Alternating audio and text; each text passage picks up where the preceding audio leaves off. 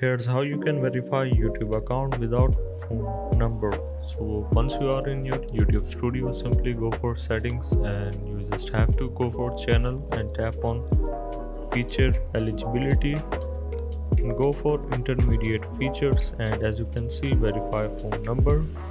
Simply tap on this, and after that you just have to select the country of residence, and you have to enter your phone number but not your personal phone number. You just have to search for phone number SMS. Simply search for phone number. After that you just have to go for temporary phone number.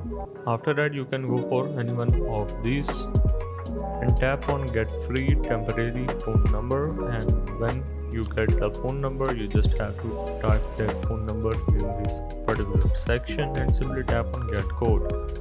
And when you tap on get code, you just have to copy the code from that particular website that you have selected and you're good to go. Hope this helped. This is how to verify YouTube account without phone number.